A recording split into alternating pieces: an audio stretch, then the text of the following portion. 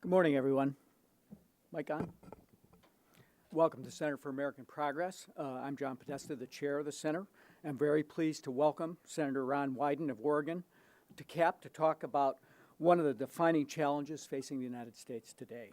That is how to reconcile the tension between personal privacy and national security. We are particularly glad to have Senator Wyden here today because of his long and outspoken history on this issue. In 2006, Senator Wyden was one of only 10 senators who voted against reauthorizing the PATRIOT Act. This year, of course, he pressed Director of National Intelligence James Clapper in a Senate hearing about whether the government collects any kind of data on Americans' online activity. That hearing, of course, was just a few months before the recent revelations that resulted from the Snowden leaks about the extent of the National Security Agency's domestic surveillance capabilities and practices. I think it's fair to say that General Clapper wasn't particularly forthcoming the morning that the Senator asked him that question. Senator Wyden has consistently been a thoughtful and forceful voice, speaking out in support of constitutional principles and on behalf of the rights of average Americans. And I'm looking forward to what he has to say to us today. But I want to first offer a few brief reflections on surveillance and privacy, a topic which I've been working on for quite a long time. In 1984, the real year, not the book, when I was working for Pat Leahy, we sent a letter to the Attorney General asking whether the 1968 Wiretap Act, Title III of Omnibus Crime Control and Safe Streets Act, applied to electronic mail and other forms of electronic communications. We heard back shortly thereafter from the Deputy Attorney General, who said the answer to that question was neither clear nor obvious. That response and Senator Leahy's dedication to the issue led to the passage of the Electronic Communications Privacy Act, which updated the Wiretap Act in light of new technology. Today, of course, we are once again faced by rapid technological change that has simply swamped our existing legal regime. The media's focus in recent weeks has circled almost exclusively around Edward Snowden's attempt to earn the world's record for longest airport layover. But the individual focus on Snowden, I think, distracts from what is most problematic about the information he provided to the media. That is, unlike the last time we had a national conversation about the NSA and domestic surveillance during the days of warrantless wiretapping in 2005, a legal framework exists today to support PRISM and the other programs recently brought into public view. This time, the challenge isn't rooted in NSA's overstepping its legal boundaries.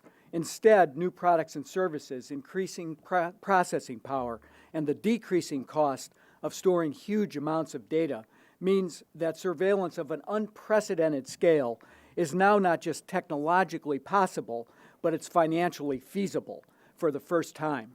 I sometimes think of this as the dark side of Moore's Law.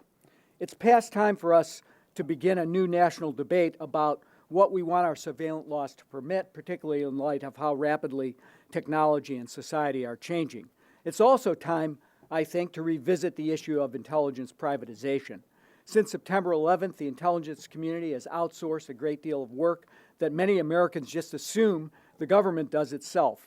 It's mind-boggling that we have over 1 million contractors with security clearances, nearly 500,000 with top secret clearances.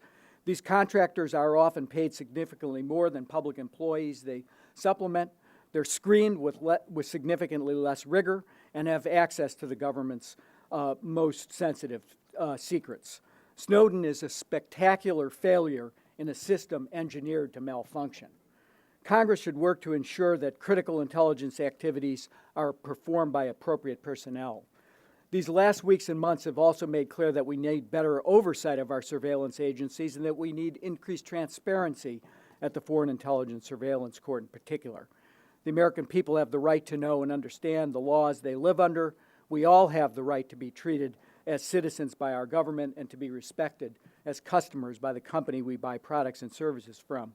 Surely we can meet our national security needs without sacrificing the respect for personal privacy that has long been a hallmark of American life. Finally, because these issues are so technologically complex and go to the heart of constitutional protections that we most cherish, We're recommending today that President Obama establish a national commission to examine these challenges in full. Presidential commissions, of course, have a long history of thoroughly and impartially investigating many major national security issues from Pearl Harbor to 9/11.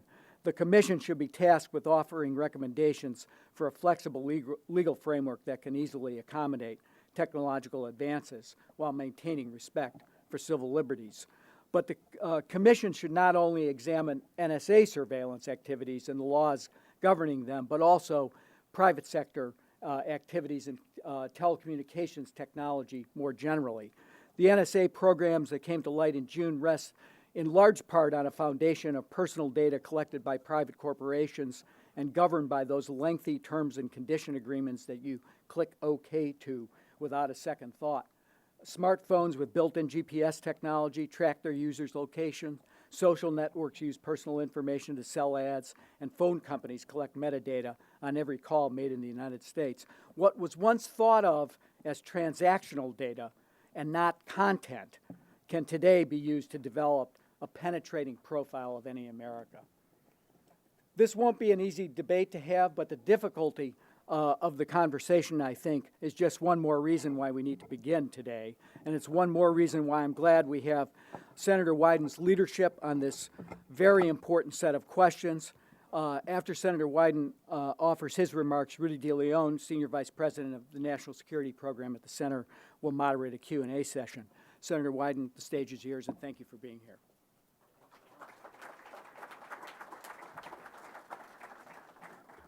John, thank you for your very kind words, and suffice it to say, getting a inflationary introduction from a renowned privacy hawk like John Podesta is a pretty good way to start the day. And John, I thank you for that.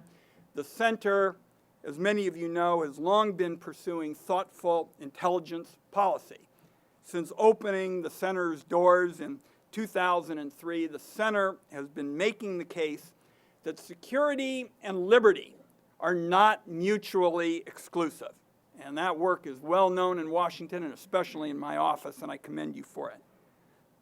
When the PATRIOT Act was last reauthorized, I stood on the floor of the United States Senate and said, I want to deliver a warning this afternoon. When the American people find out how their government has interpreted the PATRIOT Act, they are going to be stunned and they are going to be angry. From my position on the Senate Intelligence Committee, I had seen government activities conducted under the umbrella of the PATRIOT Act that I knew would astonish most of our people. At the time, Senate rules about classified information barred me about giving out any specifics. And so we came to describe what was going on as essentially secret law. A secret interpretation of the PATRIOT Act issued by a secret court that authorizes secret surveillance programs. Programs that I and several colleagues thought went far beyond the intent of the statute. Now, if that's not enough to give pause, then consider that not only were the existence of and the legal justification for these programs kept completely secret from the American people, senior officials from across the government were making statements to the public about domestic surveillance that were clearly misleading statements, and sometimes they were simply false. Senator Mark Udall and I tried again and again to get the executive branch to be straight with the public, but under the classification rules observed by the Senate, we aren't allowed to exactly tap out the truth in Morse code. But we tried just about everything else that we could think of to put the American people on notice. But as I said that day on the Senate floor, one way or another, the truth eventually in our country comes out. Last month, disclosures made by an NSA contractor lit the surveillance world on fire. Several provisions of secret law were no longer secret, and the American people were finally able to see some of the things that we had been raising the alarm about for years. And when they did, in fact, there was a lot of anger, and a lot of Americans were stunned. So now you hear about it in the lunchrooms of office buildings. You get asked about it at town hall meetings and at senior citizen centers. The latest polling, done by the respected Quinnipiac poll, found that now a plurality of Americans said that the government is overreaching and encroaching too much on our civil liberties. This is a dramatic swing from what the same survey said just a couple of years ago, and the number is in fact trending upward. As more information about sweeping government surveillance of law-abiding Americans is made public and the American people can discuss the impacts, I believe more Americans will speak out. They're going to say, in America, you don't have to settle for one priority or another. You don't have to settle for just your security or your liberty. We can have both. We can have laws that protect both privacy and security. And the laws especially shouldn't be kept secret. Now, after 9/11, when 3,000 of our fellow citizens were murdered by terrorists, there was a consensus that our country needed to take decisive action. At a time of understandable panic, the Congress gave the government new surveillance authorities. But the Congress also attached an expiration date to these authorities so that they could be deliberated more carefully once the immediate emergency had passed. Yet in the decade since, the law has been extended several times with no public discussion about how the law has actually been interpreted. The result? The creation of an always expanding, omnipresent surveillance state that now chips away needlessly at the liberties and freedoms our founding fathers established for all of us, and it's all done without the benefit of actually making us safer. So today, here at the center, I'm going to deliver another warning.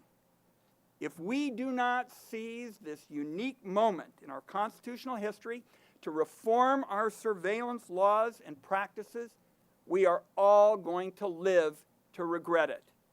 I'll have more to say about the consequences of the omnipresent surveillance state, but as you listen to this talk, ponder that most of us here have a computer in our pocket that potentially can be used to track and monitor us 24/7.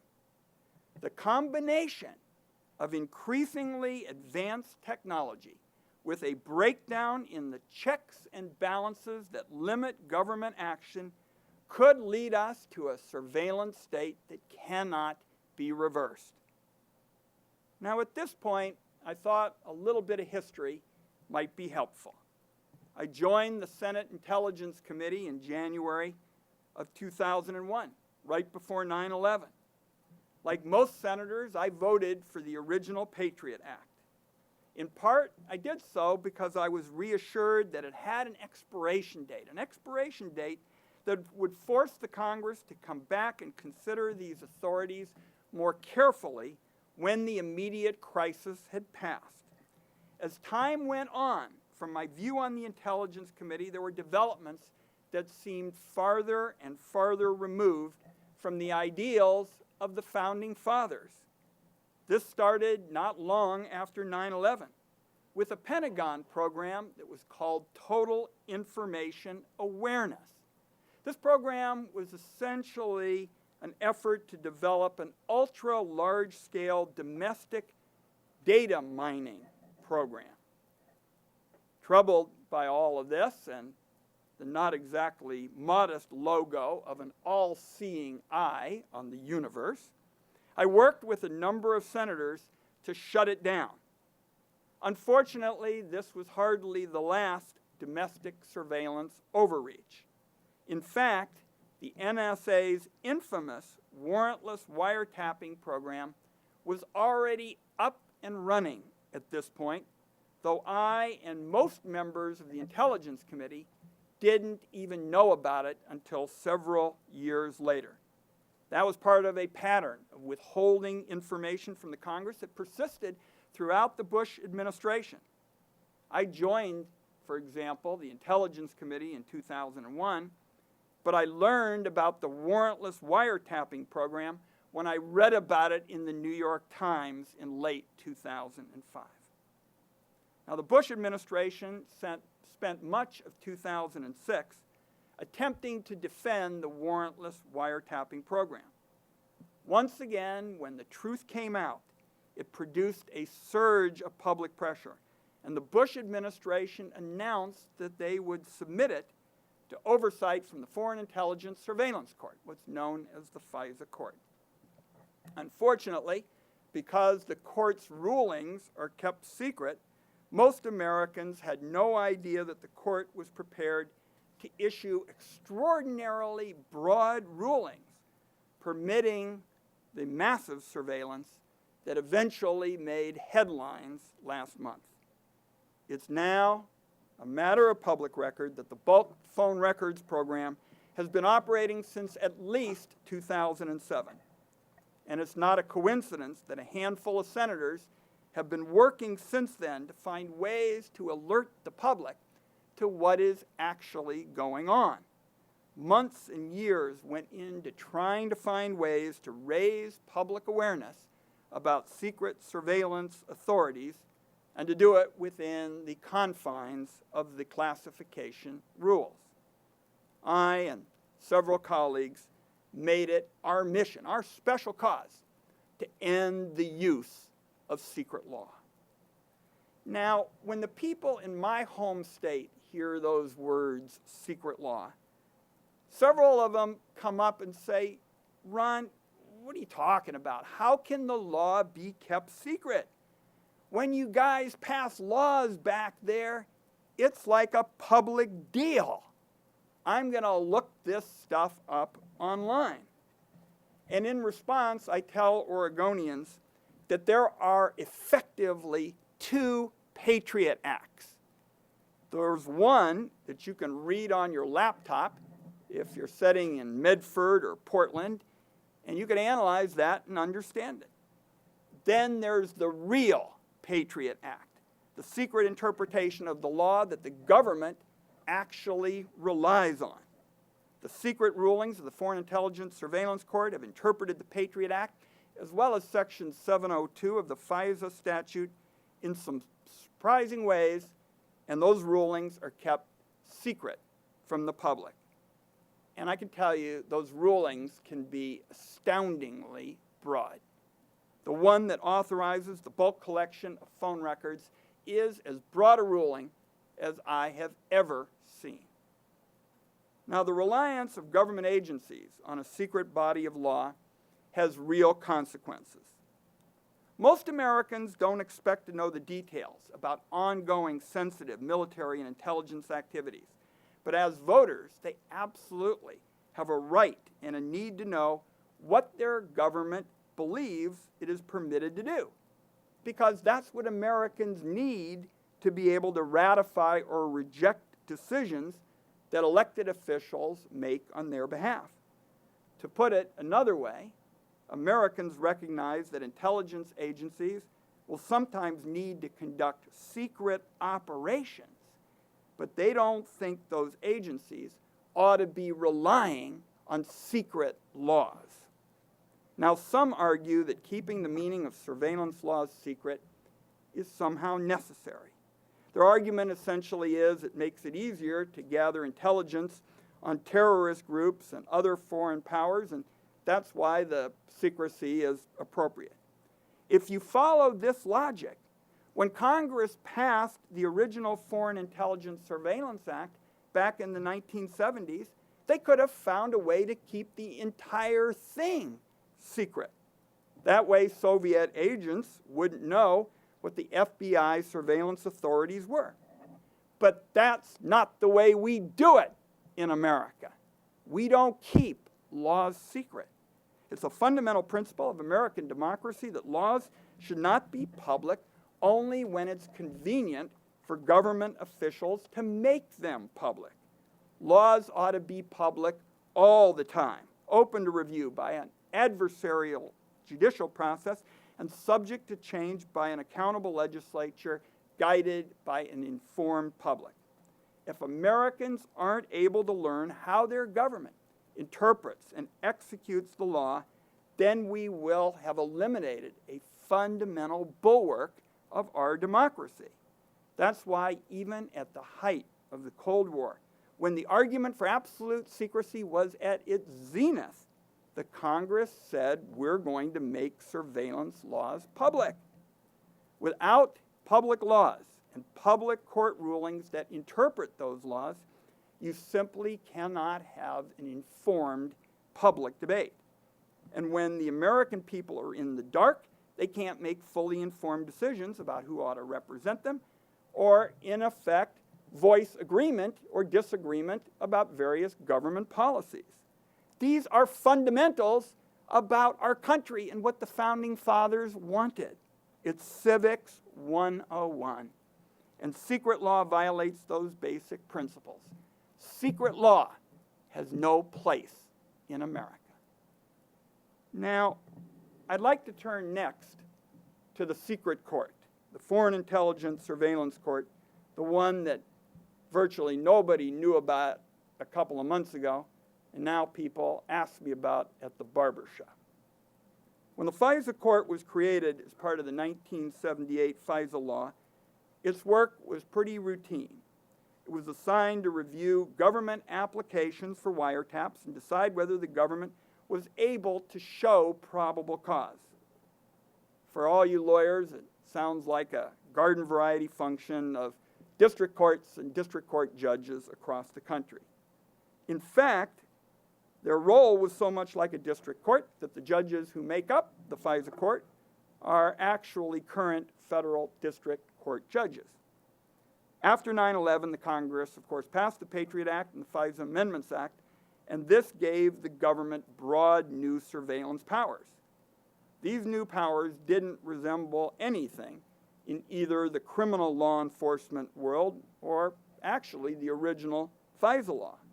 The FISA court got the job of interpreting these new, unparalleled authorities of the PATRIOT Act and the FISA Amendments Act. It was their decision to issue binding secret rulings that interpreted the law and the Constitution in the startling way that has come to light in the last 6 weeks. They were to issue the decision that the PATRIOT Act could be used for dragnet bulk surveillance of law-abiding Americans. Outside of the names of the FISA court judges, virtually everything else is secret about the court.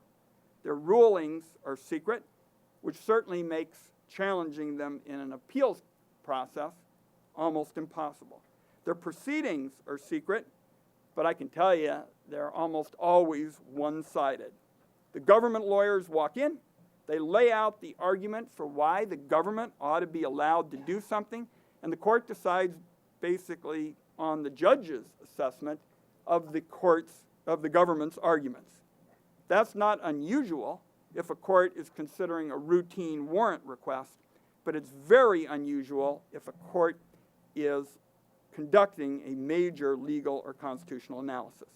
I know of no other court in America that strays so far from the adversarial process that has been part of America for centuries. It may also surprise you that when President Obama came to office, his administration agreed with me that these rulings needed to be made public.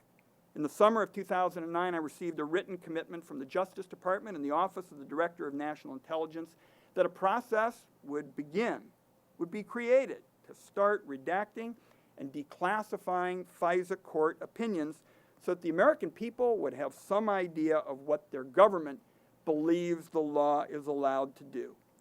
In the last 4 years, exactly 0 opinions have been released.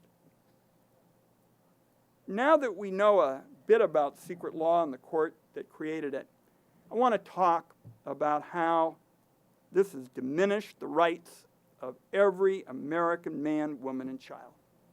Despite the efforts of the intelligence community leadership to downplay the privacy impact of the PATRIOT Act collection, the bulk collection of phone records significantly impacts the privacy of millions of law-abiding Americans. If you know who someone called, when they called, where they called from, and how long they talked, you lay bare the personal lives of law-abiding Americans to the scrutiny of government bureaucrats and outside contractors. That's the reality of the bulk phone records collection program. This is particularly true if you're vacuuming up cell phone location data, essentially turning everybody's cell phone into a tracking device.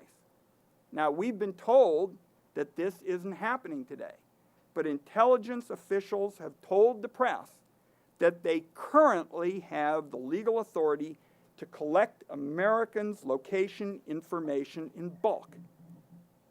Especially troubling is the fact that there is nothing in the PATRIOT Act that limits this sweeping bulk collection to phone records.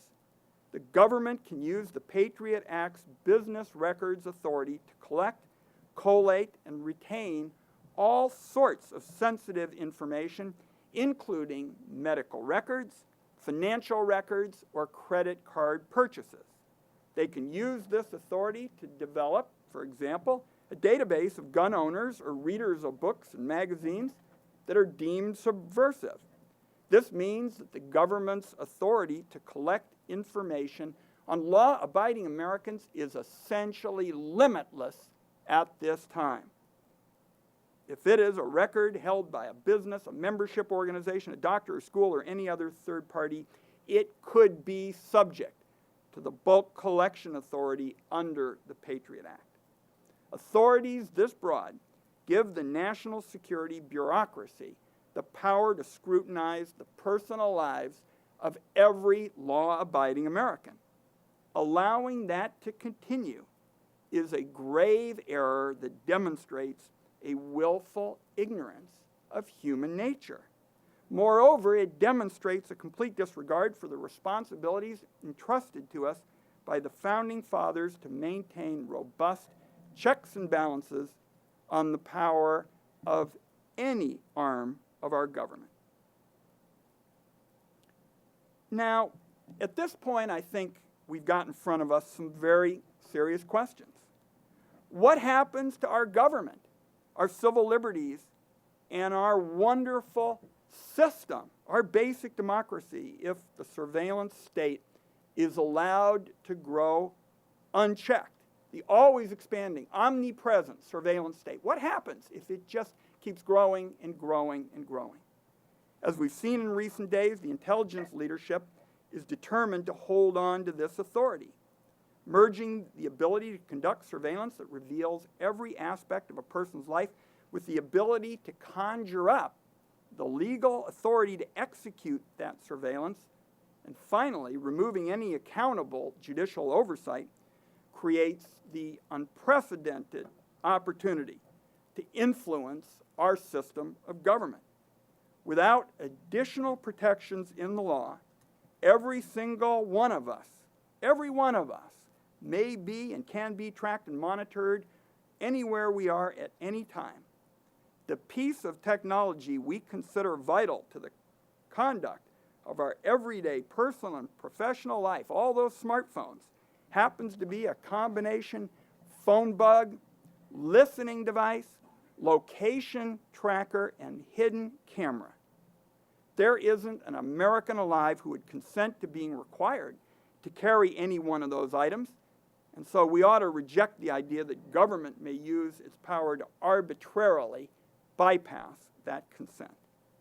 Today, government officials openly tell the press that they have the authority to effectively turn America's smartphones and cell phones into location-enabled homing beacons. Compounding the problem is the fact that the case law is unsettled on cell phone tracking, and the leaders of the intelligence community have consistently been unwilling to state what the rights of law-abiding people are on this issue. I know that because I've repeatedly asked this in public hearings. And without adequate protections built into the law, there's no way that Americans can ever be sure that the government isn't going to interpret its authorities more and more broadly year after year until the idea of a telescreen monitoring your every move turns from dystopia to reality. Now, some are going to say that's never going to happen because there is secret court oversight and secret courts that guard against it. But the fact of the matter is that senior policymakers and federal judges have deferred again and again to the intelligence agencies to decide what surveillance authorities they need. For those who believe executive branch officials will voluntarily interpret their surveillance authorities with restraint, I believe it is more likely that I'll achieve my lifelong dream of playing in the NBA. Now, when James Madison was attempting to persuade Americans that the Constitution contained sufficient protections against any politician or bureaucrat seizing more power than that granted to them by the people, he didn't just ask his fellow Americans to trust him. He carefully laid out the protections contained in the Constitution and how the people could ensure that they weren't breached. We are failing our constituents, we are failing our founding fathers, and we are failing every brave man and woman who fought and continues to fight to protect American democracy if we are willing today to just trust any individual or any agency with greater power than the checked and limited authority that the founding fathers wanted as a firewall against tyranny. I do want to spend a few minutes talking about those who make up the intelligence community and day in and day out work to protect us all. I have found the men and women who work at our nation's intelligence agencies to be hardworking, dedicated professionals. They're genuine patriots who make real sacrifices to serve their country. And I believe they ought to be able to do their job secure in the knowledge that there is strong public support for everything they're doing. Unfortunately, that can't happen when senior officials from across the government mislead the public about the government's surveillance authorities. So let's be clear here. The public was not just kept in the dark about the PATRIOT Act and other secret authorities. The public was actively misled. I pointed out several instances in the past where senior officials have made misleading statements to the public and to the Congress about the types of surveillance that they conduct on the public. And I'd like to just focus on several of the most significant examples. For years, senior Justice Department officials have told the Congress and the public that the PATRIOT Act Business Record Authority, the authority used to collect the phone records of millions of law-abiding Americans, is analogous to a grand jury subpoena. Those quotes, they say it is analogous to a grand jury subpoena. That statement is exceptionally misleading. It certainly strains the word analogous beyond the breaking point. It's certainly true that both authorities can be used to collect a wide variety of records. But the PATRIOT Act has been secretly interpreted to permit ongoing bulk collection. And this makes that authority very, very different from regular grand jury subpoena authority. I'm sure there's some lawyers here. After the speech is over, come up and tell me if you've ever seen a grand jury subpoena that allowed the government on an ongoing basis to collect the records of millions of ordinary Americans. The fact is that no one has ever seen a subpoena like that because there aren't any. This incredibly misleading analogy has been made by more than one official on more than one occasion, and often as a part of actual testimony to the United States Congress. The official who served for years as the Justice Department's top authority on criminal surveillance recently told the Wall Street Journal what he really thinks about this. And he said, if a federal attorney, and I quote here, served a grand jury subpoena for such a broad class of records in a criminal investigation, he or she would be laughed out of court. Now, defenders of this deception have said that members of Congress have the ability to get the full story of what the government is doing on a classified basis, so they shouldn't complain when officials make misleading statements, even in a congressional hearing. This is an absurd argument. Sure, members of Congress could get the full story in a classified setting, but that doesn't excuse the practice of half-truths and misleading statements being made on the public record. When did it become all right in America for government officials' public statements and private statements to differ so fundamentally? The answer is it's not all right, and it's indicative of a much larger culture of misinformation that goes beyond the congressional hearing room and into the public conversation writ large.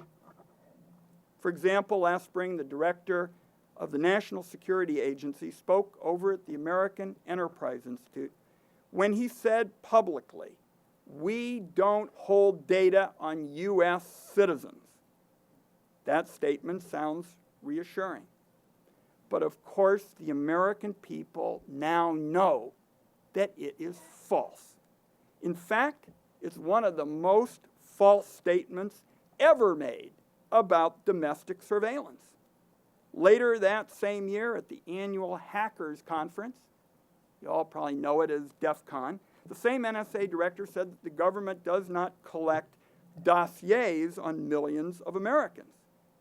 Now, I've served on the Intelligence Committee for more than a dozen years, and I don't know what a, quote, dossier meant or didn't at the time in that context.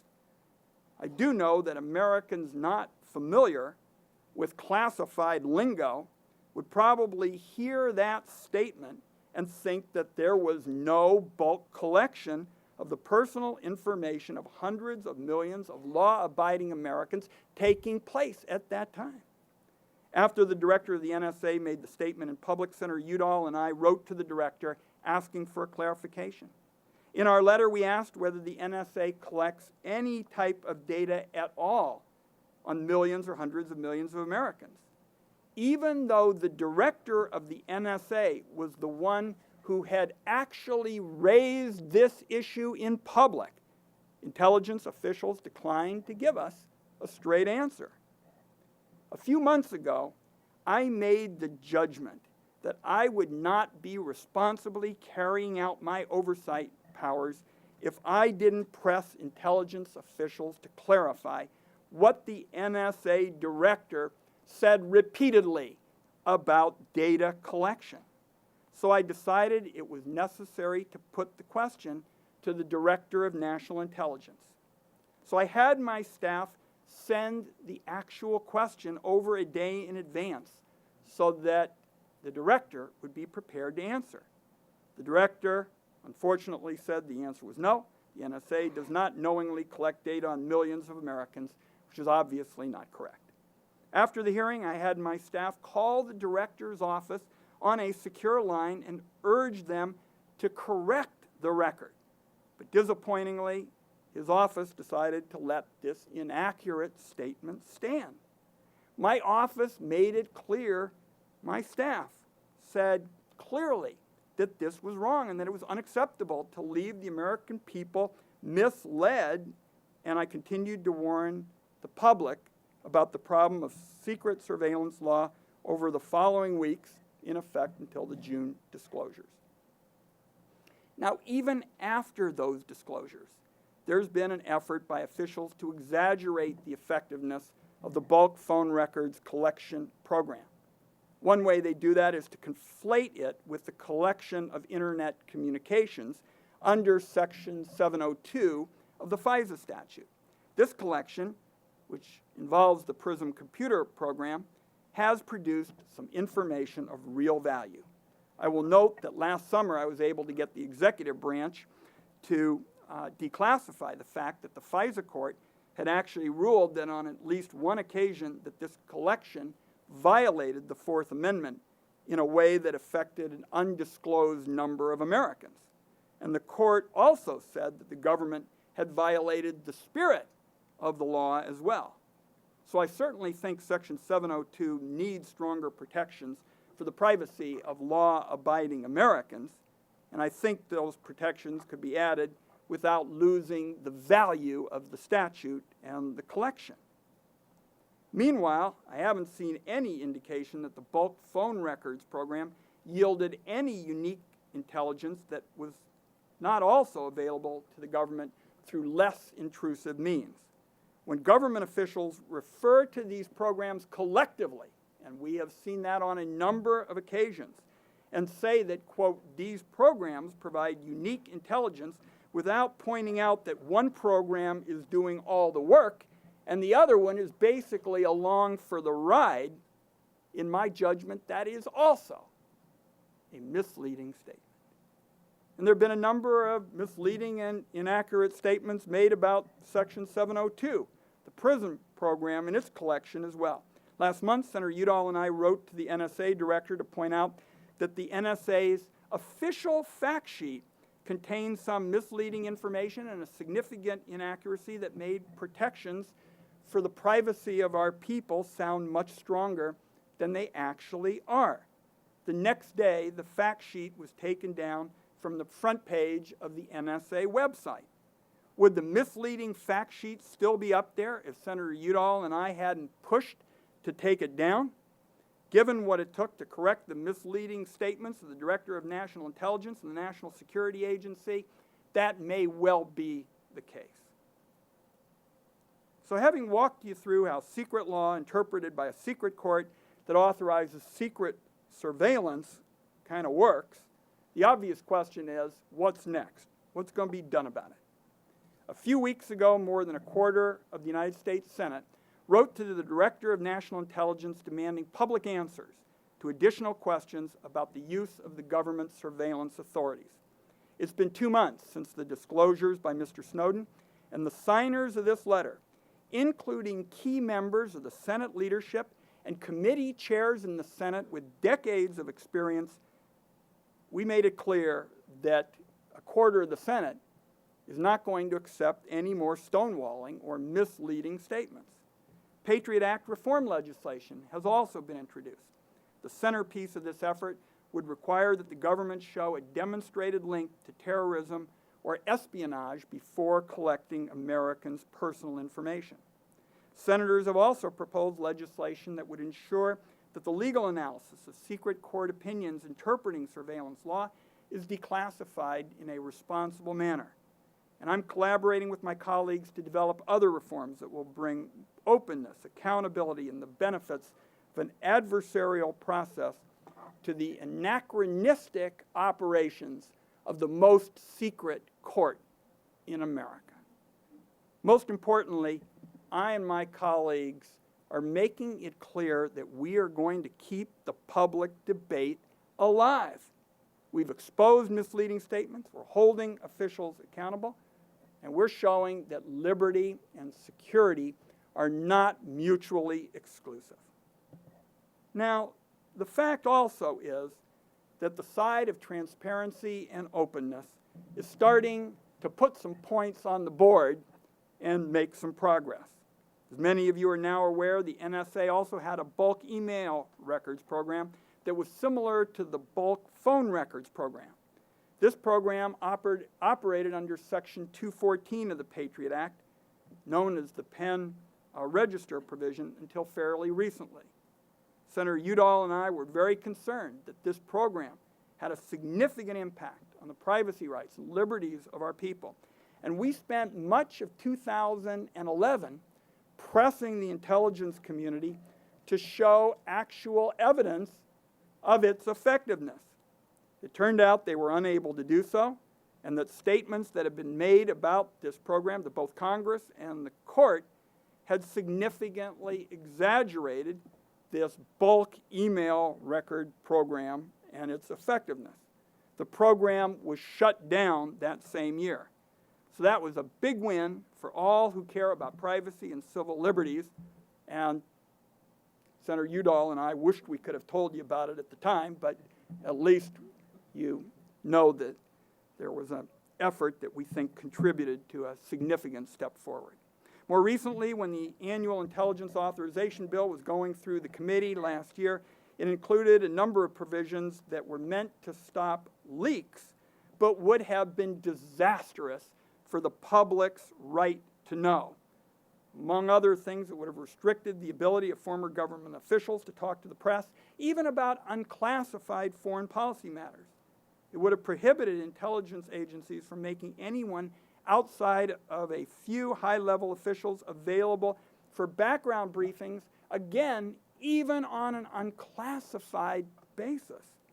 These provisions were intended to stop leaks, and I'm certainly against leaks as well, but it's clear to me that they would have significantly encroached on the First Amendment and led to a less well-informed public debate on foreign policy and national security matters.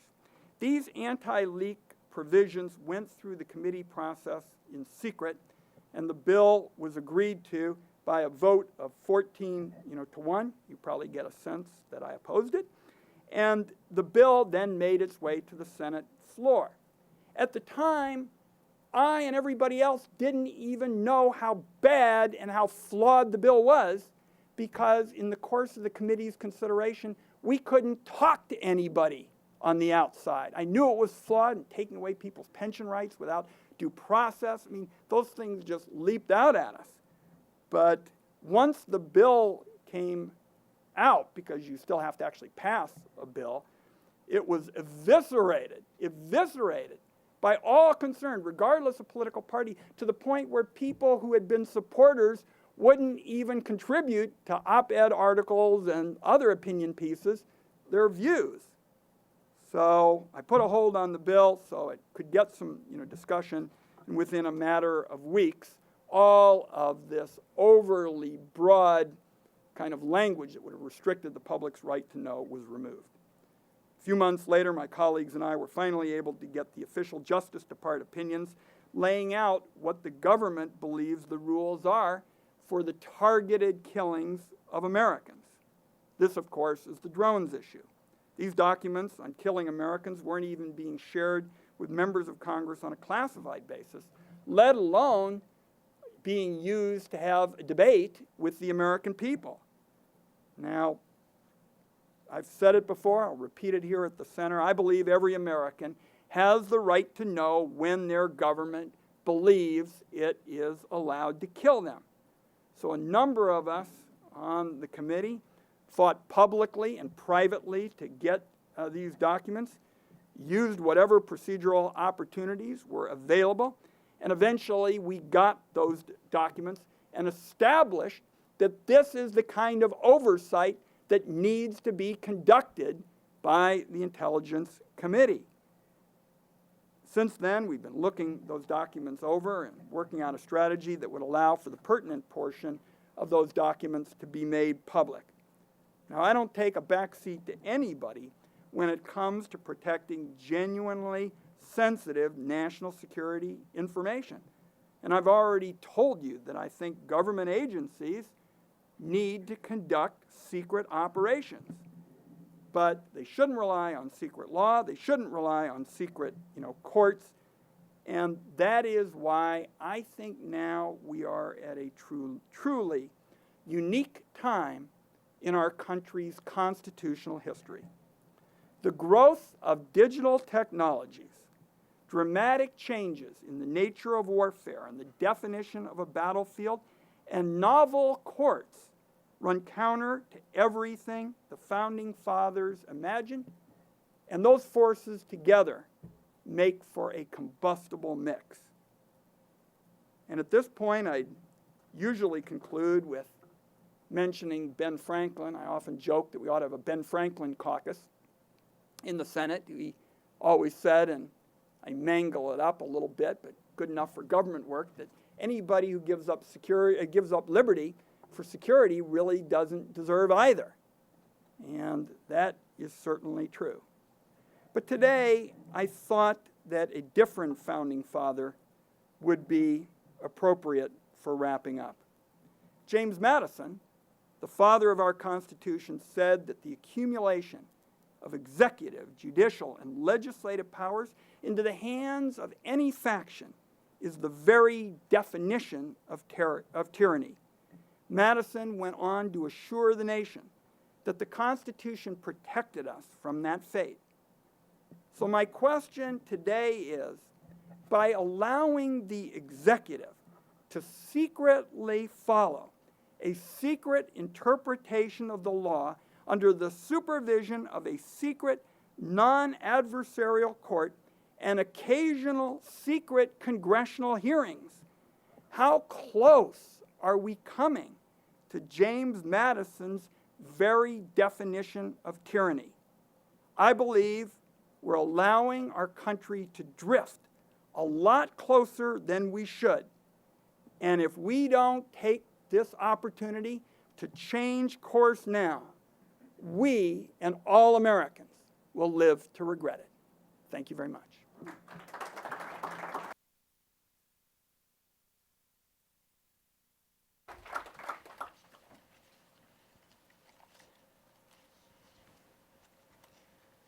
What's your pleasure, Rudy? So we'll do two or three questions. Oh, great, okay. So I know the senator's schedule, he's got to get back to the Hill, but that was a fine statement. There were many very important ideas embodied, and obviously a lot of work went together. So we'll do two or three questions because we know he's got to get back. I'll be there in just 1 second.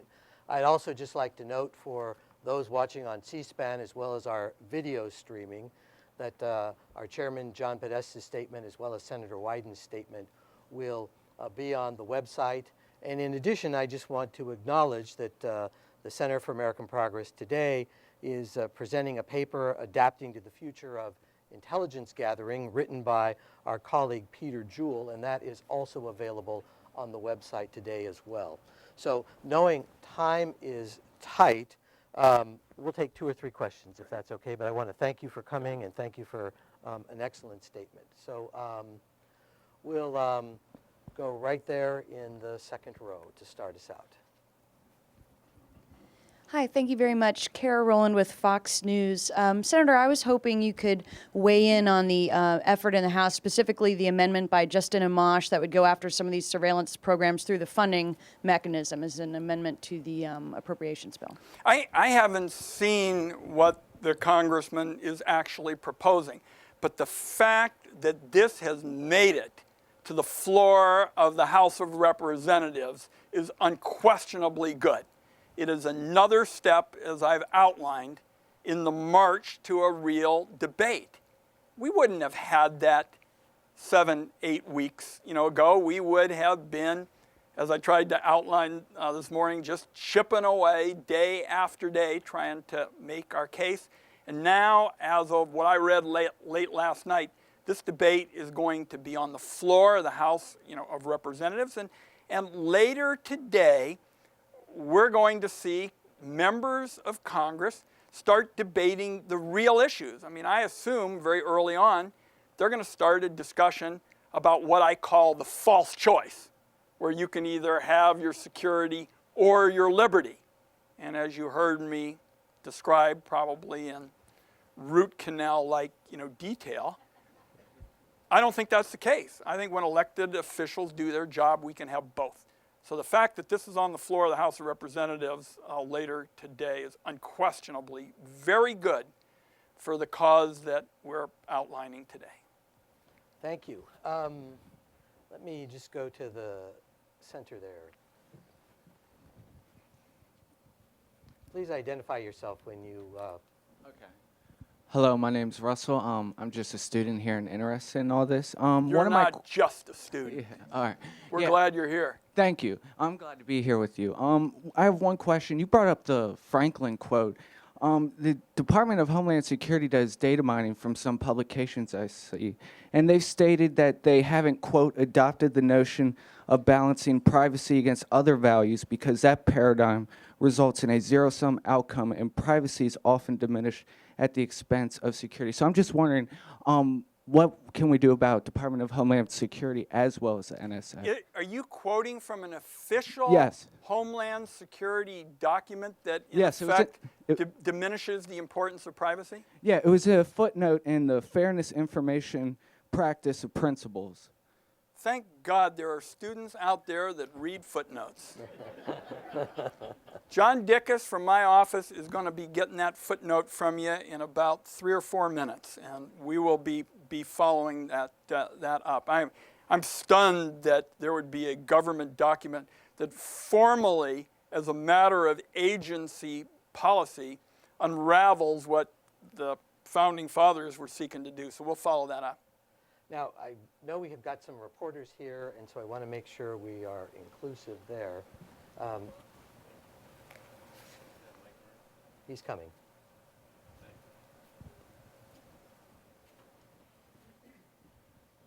Robert Schroeder with International Investor. Senator, thank you very much for those remarks. How concerned should we be that this information that's collected by private or even government sources could be used to influence members of Congress, certainly people in the business community?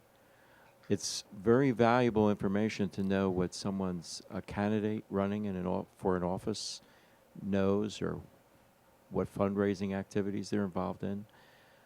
Are you fearful for the future where this kind of information could be parceled in a way that, of course, supports those who support the intelligence agencies and fights those that oppose it?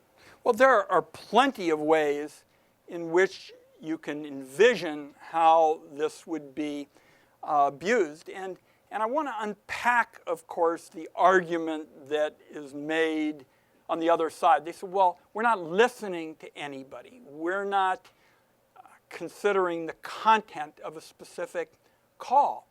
This is what amounts to, as one privacy expert said, this is a human relationships database.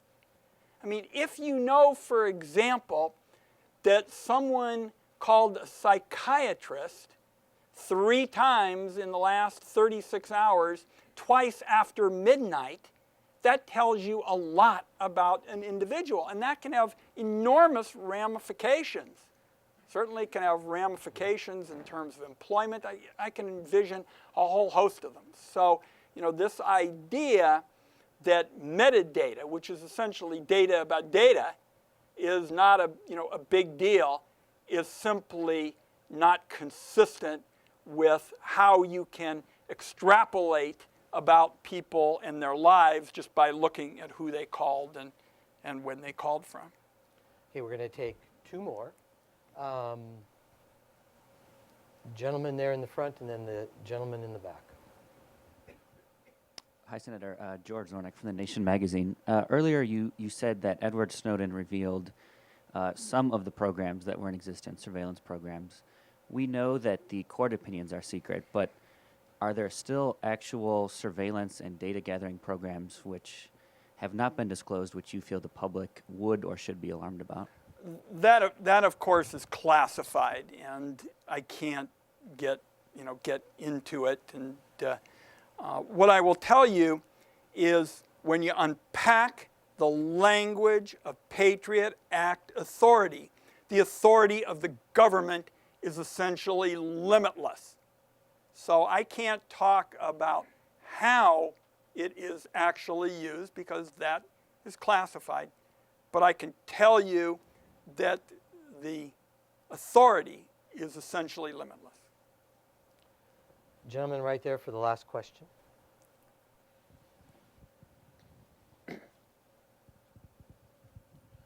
Ed Black with Computer and Communications Industry Association.